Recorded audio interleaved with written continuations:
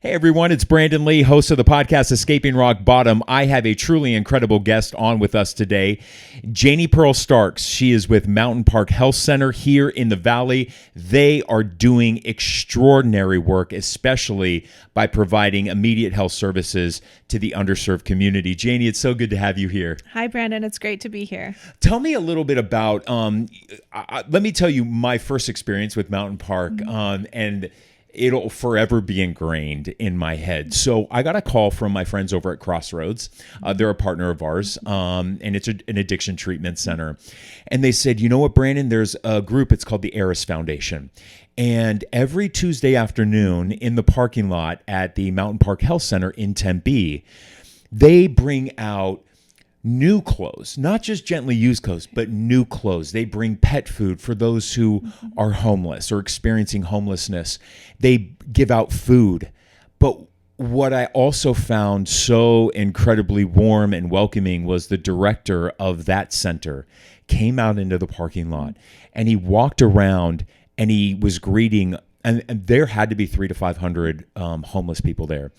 And he said, "Hey, do you need to see a doctor? Like, do you need to see someone? How are you feeling? How's your health? How's your mental health?" And they were taking people in and they were doing COVID vaccinations and flu vaccinations. And these people don't have any cash with them. They're not paying for these things. But Mountain Park was like stepping up to the plate to really kind of serve this population. And so it just warmed my heart so much because I got to see it firsthand. And then I was able to tour the clinic and it was just so state of the art and it was so clean and it was so nice. So I know you have to be proud to know that you guys are out there doing that work. Yeah, absolutely. Hearing things like that, it just makes my heart happy because, you know, one of the things I'm responsible for is communicating about Mountain Park, and I do our outreach about Mountain Park, and I do our DEI work. But hearing it from someone else, kind of talking it back to me and saying, this is what happened. I told you earlier, I was on the phone with someone yesterday and they said, "Oh, you're at Mountain Park? Well, I was just there. I was at the Baseline Clinic and I go all the way from Sunny Slope, but I love it. And they take care of me and I get my lab services and my pharmacy." And so just hearing that is really heartwarming, and it makes us it's a good reminder, okay, we're on the right track because this work is hard. It is hard. It is hard. And I think that there's just, I always find that one of my purposes in life now is to kind of break that stigma and, the socioeconomic class system that healthcare had always been previously delivered at. The more money you have, the nicer the doctor's offices are. That's just always been the way like life has been, right? The underserved, they get the more dingy health clinics, But what I love that I'm seeing within our community here in the Valley in Arizona is that model is being flipped. And that more money is being poured into creating, because environment plays a huge role in how somebody feels, especially when they go to get health services. Health is such a personal thing, and none of us want to do it.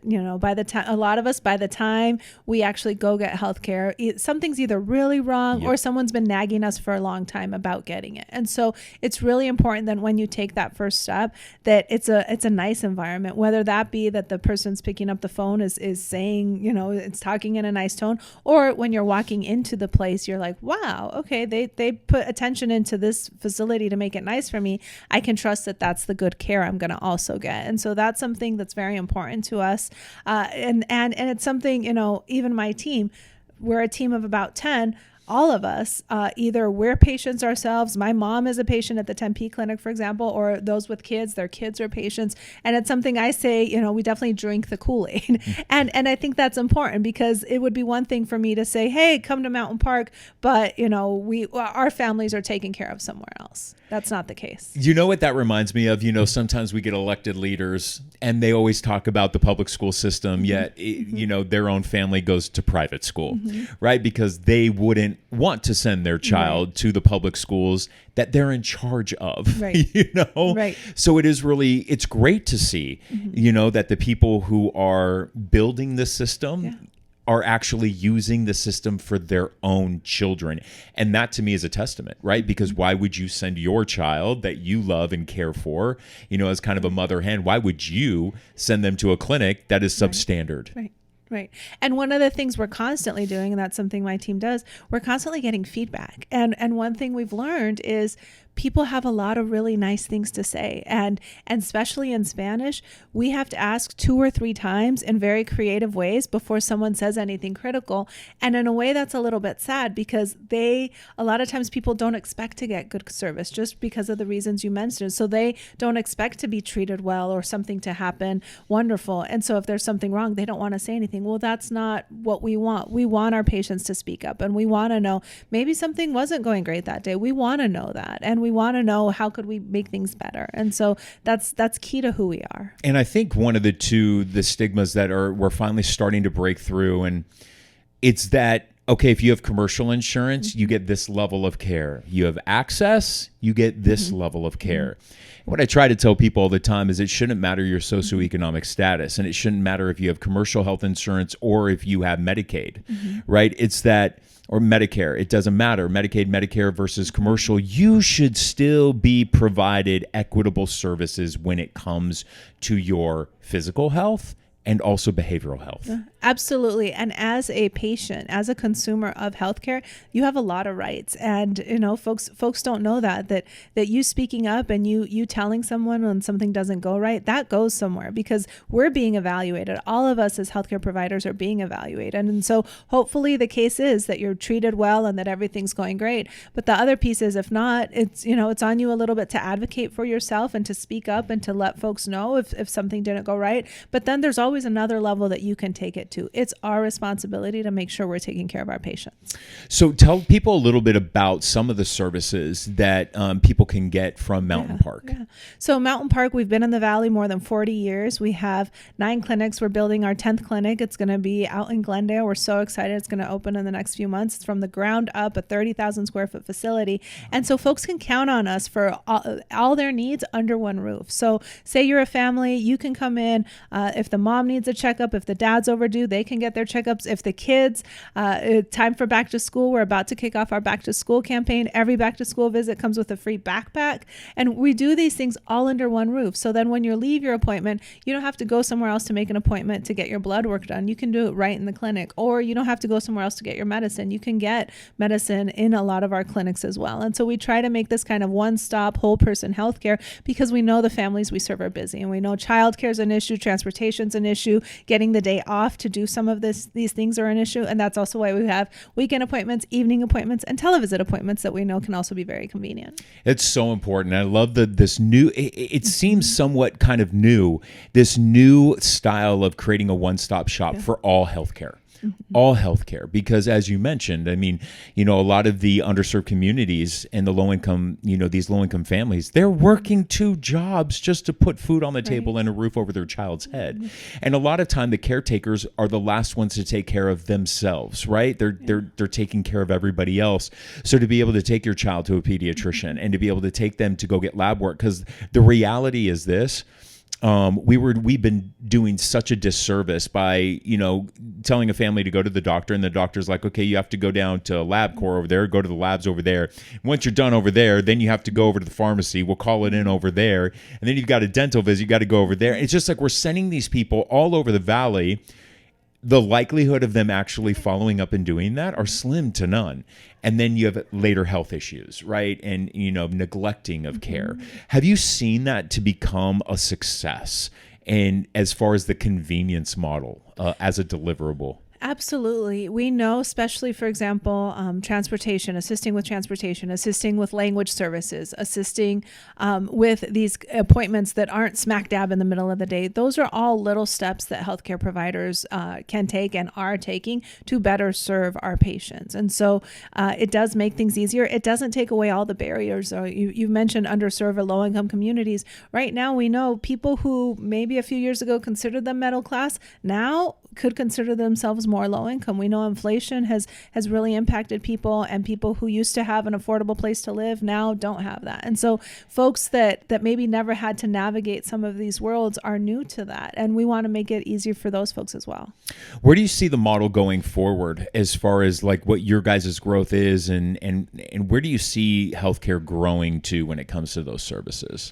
It's interesting because so much is based on technology right now. And although we're thrilled about it and we know that it makes it a lot more accessible for a lot of people. We also know that it's leaving folks behind. So I guess where I would hope we go is making sure that we have kind of the connectors and the people that are saying, hey, you know what, this is going to make your life so much easier, but let me walk you through it so that you're comfortable doing it the first few times. Or let me make sure that you have the broadband.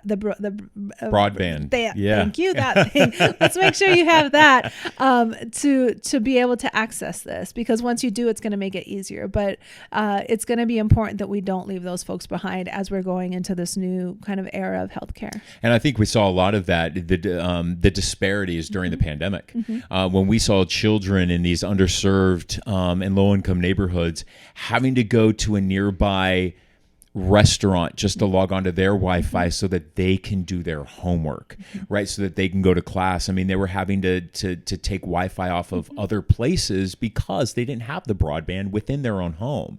And so as we move again to more technology, sure, a lot of people may have a cell phone and a mobile device, but at the same time, are they able to stream? Are they able to log on and do those doctor visits? You know, my hope is that the generation, like our generation, we're very tech savvy. And so that the older we get, hopefully that when we're, seniors, that we'll be able to know that technology, but who knows where technology will be then.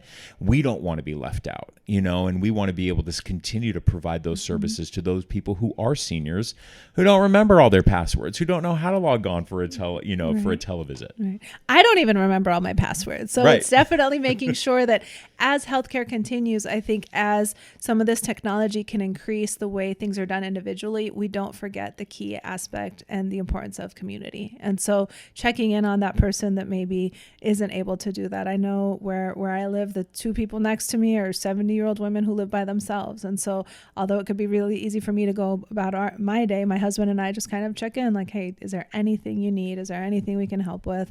And sometimes we're busy, but they know at any point they can reach out to us. So I think that's just an important piece as healthcare and as all of this is continuing, just what else are we doing to look out for others as well along the way? And lastly, one of the things that I've run into, I work more on the addiction, treatment side, is that, it depends on the kind of insurance you have, depending on which treatment center will accept you, because not all of them have deals and negotiated deals with the commercial insurance, and not all treatment centers, unfortunately, take access.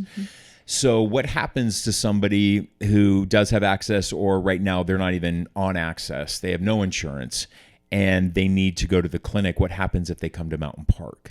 If they come to Mountain Park, we have, obviously, if they're on access, it's really easy for us, and it's something we can do very easily. If they're not, we have what we call a sliding fee program. And so they come in, they give us some information. It's not super invasive as some people would worry about, but they give us their information, and then we can get them on a sliding fee discount program. And the nice thing about that is the payments are, anywhere from $35, where most of our people on sliding fee discount are around the $35 range, but then it goes all the way up to $105. And we don't have that many in that range. But for $35, you get your basic appointment, you get basic labs, basic radiology. And so there's a lot there. The only thing that we like to tell people and remind people is, because the way things are set up right now, those appointments are a little bit hard to come by. So reach out to us before you need us, before it's an emergency. If you've seen yourself that maybe you're kind of in between care and you don't know what to do, reach out us. There's other community health centers as well, but everyone has a sliding fee discount program. And that's a way to make sure that regardless of your ability to pay or not pay,